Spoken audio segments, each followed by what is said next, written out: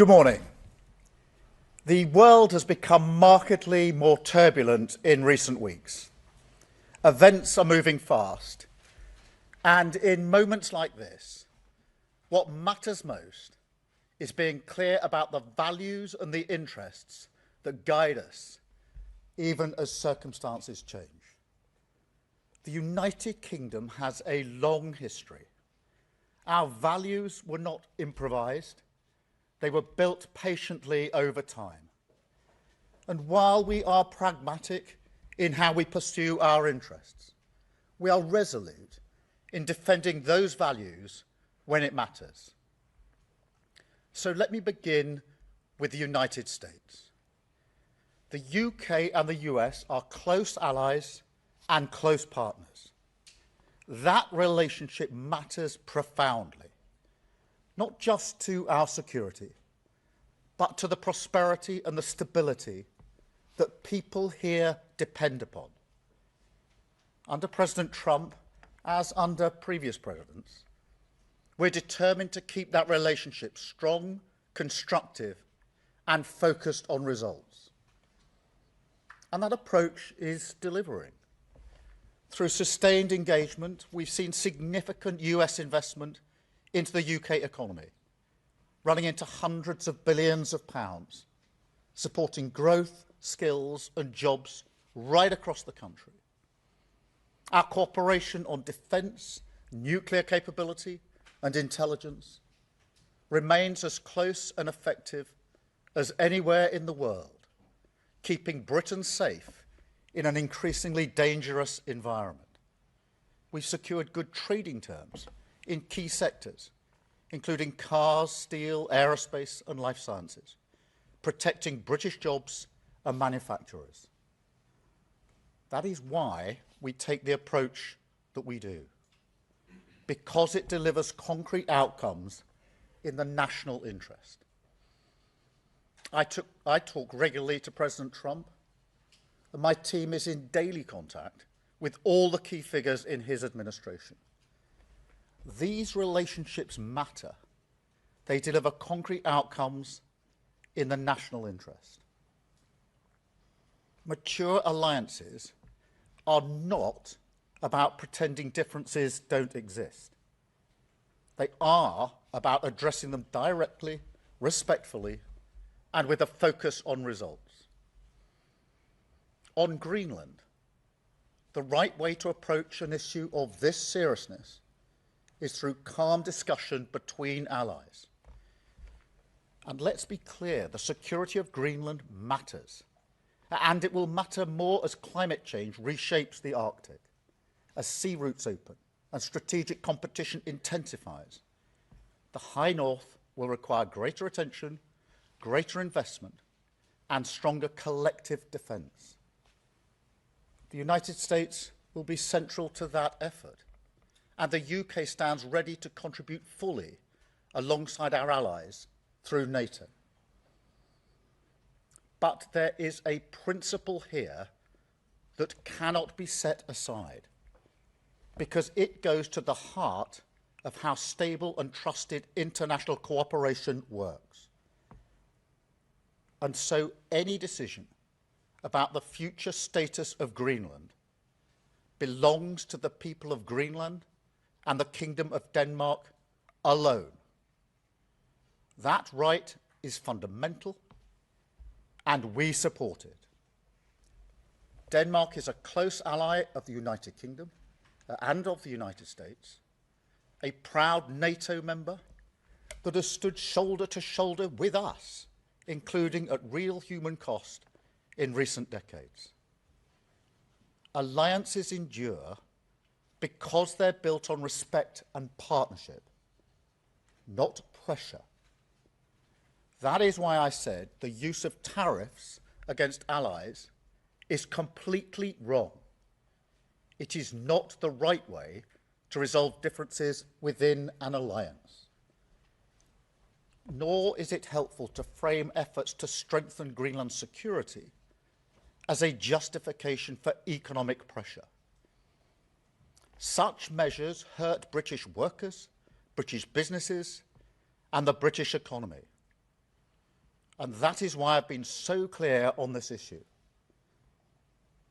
A trade war is in no one's interest. And my job is always to act in the UK's national interest.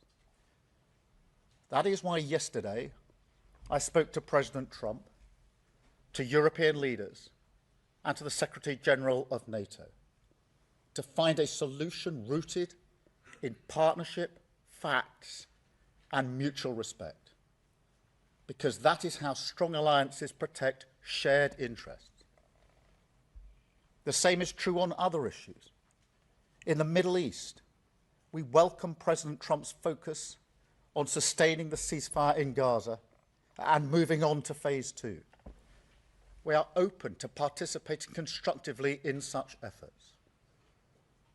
On Ukraine, I can be brief. We strongly support efforts to bring the killing to an end and secure a ceasefire as soon as possible. We recognise President Trump's role in pushing that process forward, and we will work closely with the United States, Ukraine, and our other allies to apply pressure where it belongs on Putin. Finally, let me say why all this matters so directly to people here at home. In today's world, geopolitics is not something that happens somewhere else. It shapes the cost of energy, the price of food, the security of jobs, and the stability that families rely on to plan their lives. When war drives up fuel prices, it's households who feel it first. When supply chains fracture, it's small businesses and working people who absorb the shock. And when instability grows, it's rarely those with the most power who pay the price. That is why this government's approach is rooted in a simple belief that we must use every tool of government, domestic and international, to fight for the interests of ordinary people. At home, that means active government. It means taking responsibility for economic stability so that inflation is controlled, interest rates come down, and family budgets are protected. It means stepping in where markets fail, strengthening resilience, and ensuring that global shocks do not always land on the same people in the same places, the people least able to withstand them. That's why we've taken action to reduce energy bills, to freeze rail fares and prescription charges. But tackling the cost of living today also means engagement beyond our borders. It requires shaping the world around us, not retreating from it. It requires strong alliances, steady diplomacy, and rules that reduce uncertainty rather than amplify it. That is why our commitment to international law and to alliances founded on trust is not abstract or ideological. It's practical. It's about stability, predictability, and fairness. The conditions that keep prices down, jobs secure, and economies resilient. That is what active government looks like in an age of uncertainty. Steady at home, engaged abroad, and always focused on protecting the people that we serve. Britain is a pragmatic country. We look for agreement. We believe in partnership. We prefer solutions to slogans. And we will not indulge in commentary and gesture politics that harm the British people. But being pragmatic does not mean being passive. And partnership does not mean abandoning principle. That is why it's important to be clear about who we stand with, what we stand for, and where our interests lie. Now, this is a moment for the whole country to pull together. So I warmly welcome the support we've had with regards to Greenland and the proposed tariffs from the leader of the opposition. I thank her for her support. At moments like this, there will always be people who reach for the performative, who think an angry social media post or grandstanding is a substitute for hard work. That's an understandable instinct, but it's not effective. It never has been. It may make politicians feel good, but it does nothing for working people whose jobs, livelihoods and security rely on the relationships that we build across the world. So to conclude, we will work with our allies in Europe, across NATO and with the United States. We will keep dialogue open. We will defend international law.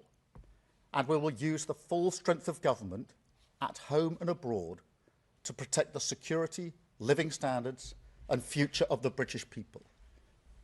That is the approach I will take as Prime Minister, and that is the responsibility that this moment demands. Thank you. I'm now going to take some questions, and I've got a fairly extensive list, you'll be pleased to know. I'm going to start, with Chris Mason from BBC News. Thank you, Prime Minister. Chris Mason, BBC News. This is clearly incredibly difficult. What more in specific terms can you tell us about what you plan to do now? It appears that you're ruling out retaliatory tariffs in the UK. Can you confirm that? And would you consider going to see President Trump face-to-face this week? Thank you. Well, what I'm going to do now is to focus on our national interest and be absolutely clear that that requires us to be clear about the principles that we apply to a situation like this, in particular that the future of Greenland is for Greenland and the Denmark Kingdom, and that tariffs should not be used against allies in this way. In relation to the escalation, look, a tariff war is in nobody's interests, and we have not got to that stage, and my focus, therefore, is making sure we don't get to that stage, and that's what I'm doing at the moment. Thank you, Chris. Beth, can I come to you? Thank you. Prime Minister, many people watching this at home will have been shocked and angry over the weekend that our so-called closest ally is threatening us if we try to stop him illegally annexing Greenland. Is this the most serious crisis in the transatlantic relationship in decades? And how can the US remain our closest ally when it's bullying us like this? And just on tariffs, you say they are completely wrong and it will hurt the British economy, but if Trump does go ahead, to be clear, are you telling the British people that we will have to take that economic pain, and are you planning retaliatory tariffs if that happens? Thank you. Well, thank you, Beth. And firstly, to underscore your point, this has been very badly received across the United Kingdom. We're allies of the United States, and we work closely with them, and therefore I'm not surprised by the reaction that's been across the United Kingdom, and it is a very serious situation. Our job is to ensure that we find a way forward consistent with our principles and our values and consistent with our national interest. And the US remains a close ally on defence, on security and on intelligence, on nuclear capability. We work very closely with the United States, and we must never lose sight of our national interest in that. But we must stand up for our values. We must be clear about the principles that we are applying here, and we'll continue to do so. On the question of tariffs, a tariff war isn't in anybody's interests, and therefore what I want to do is to avoid a tariff war, because it will be businesses, workers and families across the country that will be hit by a trade war. And therefore, I will do as I've set out, which is to engage with our European allies, with President Trump. And Chris, in response to the second part of your question, I spoke to President Trump yesterday, as I think you all know, and I'll no doubt speak to him again in coming days. Continually, our offices talk all the time, but we must find a pragmatic, sensible, sustained way through this that avoids some of the consequences that will be very serious for our country. Thank you very much, Beth. Robert Peston. Robert Peston, ITV. Prime Minister, your entire approach is predicated on the idea that Donald Trump is amenable to reason and respects the rule of law, but it's patently clear that Neither of those assumptions are true. So when will you consider some kind of economic retaliation through tariffs? And will you talk to the monarch, to the king, about not going to America to celebrate 250 years since independence? Well, Robert, this is a serious situation, and as I've said, threatening tariffs on allies is the wrong thing to do, completely wrong. And a trade war is not in our interests, and therefore my first task is to ensure we don't get to that place, which is what I'm focused on at the moment and will continue to focus on. In relation to wider issues, I don't want to lose sight of the central goal here, which is to avoid the seriousness that a trade war would bring. In relation to your broader point, we do have to remember at all times that it is in our national interest that we continue to work with the Americans when it comes to defence, to security and to intelligence. Our nuclear deterrent is our foremost weapon and deterrent when it comes to securing the safety of everybody in the United Kingdom. It's my primary duty. And that requires us to have a good relationship with the United States. But it doesn't mean, as I said a moment ago, that we pretend we don't have differences. We do have differences. And I've set out some of those differences here this morning in relation to Greenland. Differences of opinion in terms of who should decide the future of Greenland. I'm very clear in my position in that. And differences of opinion on the use of tariffs in a situation like this. And again, I've been very clear saying they're completely wrong. So we apply our values. And we seek a solution that's in our national interest. Thank you, Robert. Chris Hope. Chris Hope, GB News, Prime Minister. Donald Trump says he no longer feels an obligation to think purely of peace. Is now the moment you must choose between the US and the EU? Is this a fracturing in your special relationship? Firstly, I don't think it's right for us to choose between the US and Europe. And that's not a new position today. That's the position I've consistently held, as have previous governments, because we are allies with our European partners and allies with the US. And the strength in being able to keep both those alliances has served us well over the last 80 years. So this is not a moment to sort of choose one between the other.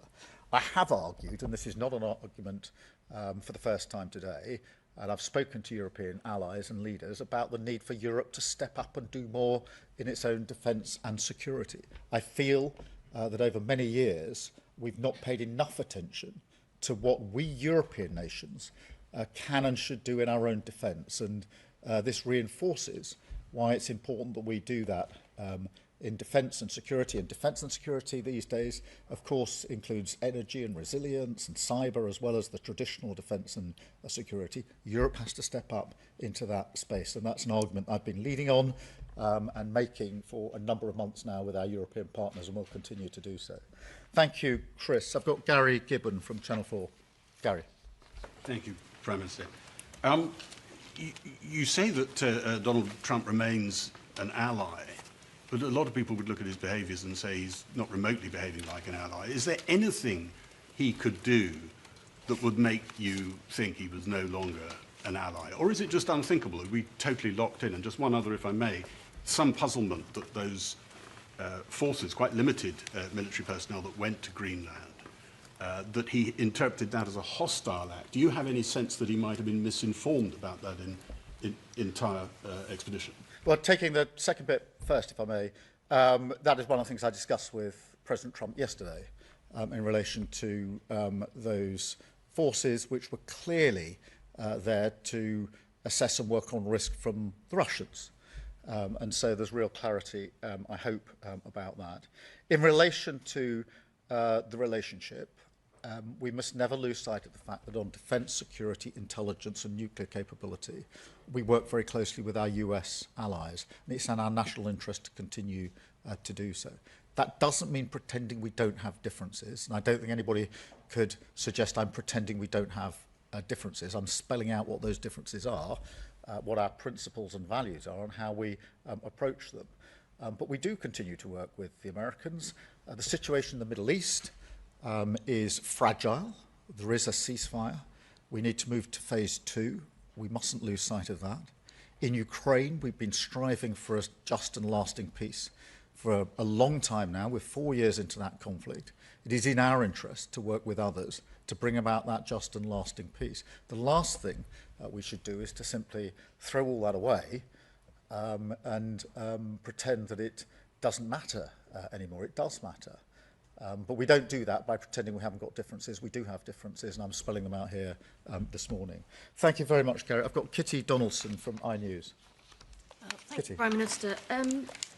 The US Supreme Court is due to rule next week on whether the tariffs are legal for the President to use. Do you think it's worth just biding your time until next week? And secondly, I don't think you answered Robert's question, which was, do you think the King should go to the United States this year?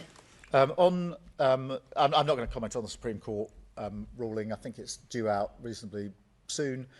But I don't think it would be sensible to simply wait for the court.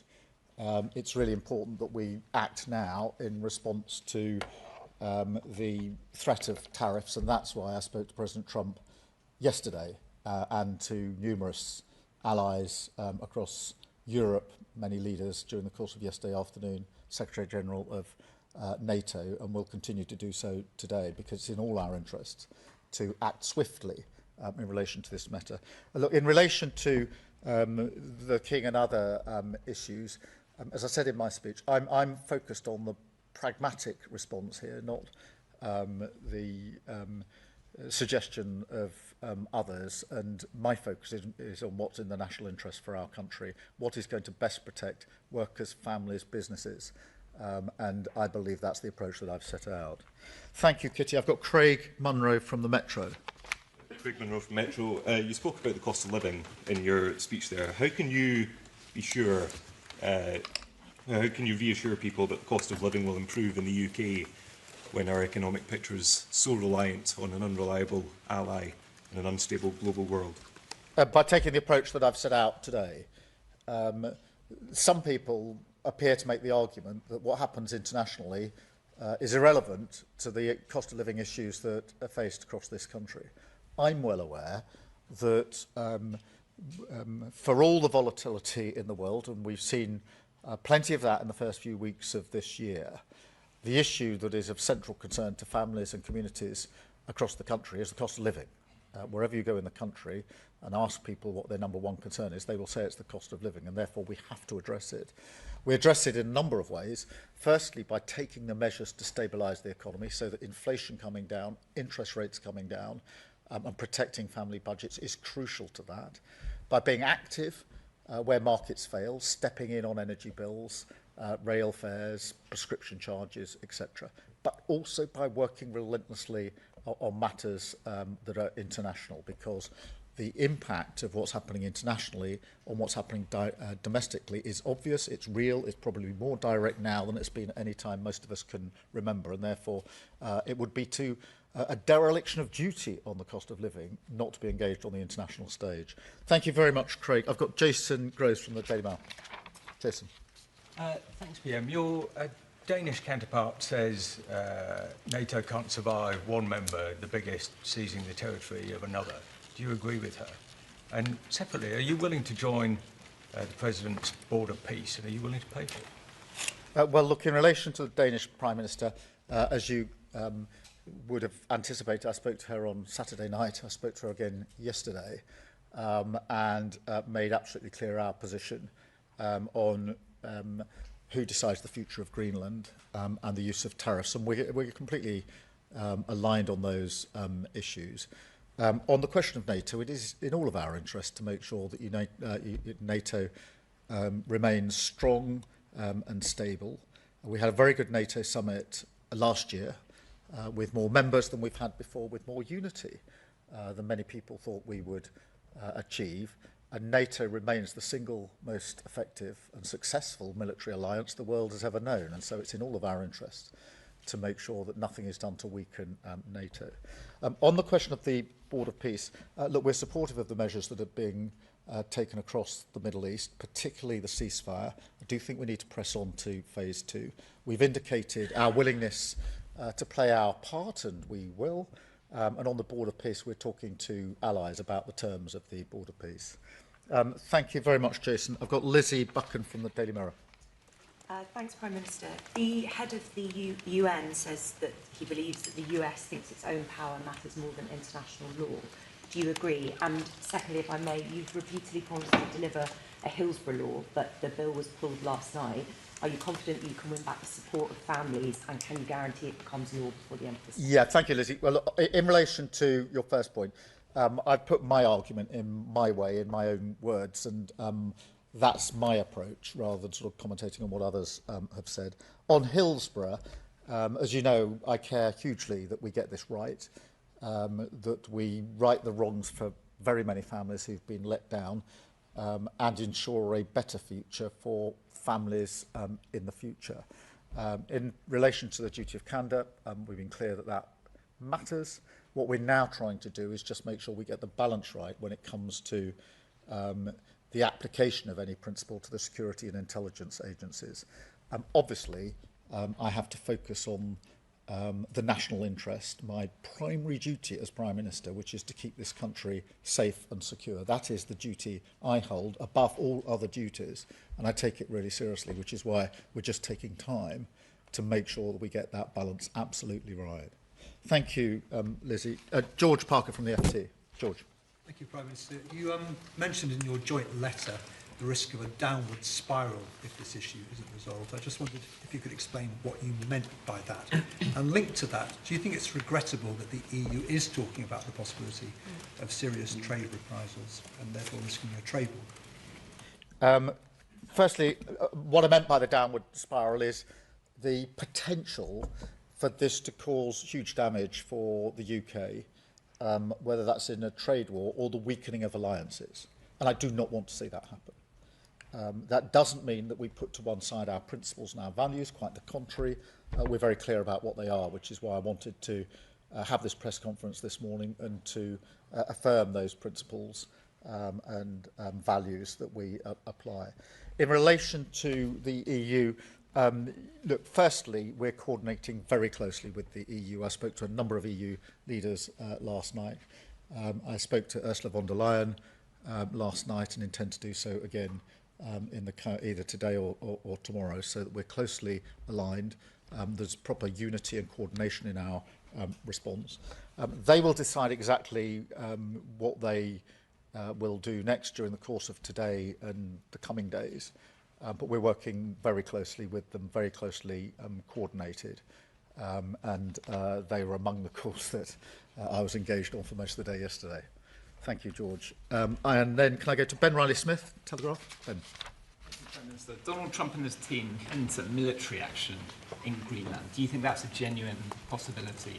And secondly, if I may, you are under pressure from some quarters to increase defence spending quicker than you've already planned in the coming years. You yourself are accepting the threat picture is changing almost weekly now. Would you consider increasing defence spending quicker than planned? Sorry, the very first bit of your first question, I missed the first military action. Yeah, what's the question there? Do you think Donald Trump is genuinely considering military action?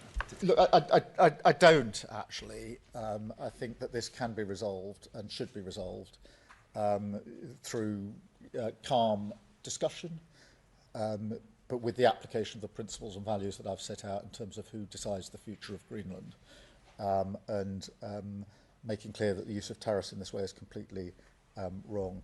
On defence spending, we've obviously set out our plans for this Parliament, and we made commitments at the NATO summit in relation to going beyond that, and we stand by them. I have made the argument that Europe needs to do more on defence and security. Partly that is a question of defence spend. I think European countries are and need to spend more on defence. It's also a question of coordination and collaboration, because it's how we spend what we spend that matters as much as how much we spend. And that's part of the argument that I've been making to European allies. If the Ukraine war has taught us one thing, it's that by having different capabilities in different countries in different ways, we haven't actually been able to be as effective as we might otherwise have been if we'd coordinated in years gone by. And I think it's really time for Europe to be much more united, much stronger on this issue. And that's one of the arguments I've been leading on and making to allies and leaders for some consistent and considerable time now. Thank you very much. And then Andy Bell from Channel 5. Andy. Thank you, Prime Minister. Isn't the conclusion from all that's happened up to now that you've been too soft with the President? And isn't the lesson we have to draw from what's happening now is that you have to start being tougher with him? Well, Andy, I don't agree with that assessment, because taking the approach we've taken has yielded hundreds of billions of pounds of inward investment into the United Kingdom. That's hugely important for our economy and for jobs and businesses, and the economy more generally. We are involved on a daily basis when it comes to security, defence and intelligence sharing, daily, 24/7, in relation to the interaction on intelligence between the US and the UK is the closest relationship of any two countries in the world. And that keeps us safe in ways I can't explain to you, but I can say very clearly it keeps us safe and is vital to every single person who lives in this country. And of course, before we got to the better trading arrangements on cars, on pharmaceuticals, etc., many people were urging me not to take the approach that we did, but we did take the approach we did, and we got better trading terms. And that's why I'm taking the approach I am to this situation, to ensure that we focus on what's in our national interest. Thank you, Andy. And I've got Peter Walker from The Guardian. Thank you. Peter. It's been widely reported this morning that the Norwegian Prime Minister has received a message from President Trump, basically saying the President is peeved because he didn't get the Nobel Peace Prize. Whilst I'm sure everyone watching this will fully understand why there is a need for the UK and US to kind of keep collaboration and links so close, can you understand why some voters look at what President Trump does and says and think, are we actually serious? Can we actually get anything from him? And if I may, I know that no policy has been announced yet, but from a personal point of view, do you think it would be a good idea for social media use to be restricted for younger people? Yeah, just I completely understand why what President Trump said about tariffs over the weekend has been so badly received in this country. I completely understand that. And I think that's understandable, and it's important that that is met with me setting out, as Prime Minister of the United Kingdom, what our principles and values are in response to that, and not pretending that we don't have differences, because strong, respectful alliances require the maturity to say where we disagree, and on this we disagree. And I've been clear about that, and I've spoken to the President about it, and will continue to do so. But I do emphasise, whatever the understandable reaction of the British public over the weekend, it is on defence and security and intelligence and nuclear capability, manifestly in our interests, to have a strong relationship with the United Kingdom. Our nuclear capability is our single most important deterrent, bar none. And that has helped keep us safe for many, many years. On the question of social media more broadly, look, I think we need to do more to protect children. And that's why we're looking at a range of options and saying that no options are off the table. We're obviously looking at what's happened in Australia, something I've discussed with the Australian Prime Minister. I don't think it's just a question of social media and children under 16. I think we've got to look at a range of measures. I'm particularly concerned about screen time for under 5s, which is not so much about social media, but about literally screen time and the impact it's having on children when they arrive at school. So I do think we need to look across the range, but in direct answer to your question, do we need to do more to protect children when it comes to social media and screen time and associated harms, then yes, we do, and that's why we're looking at a range of options. Thank you all very much indeed.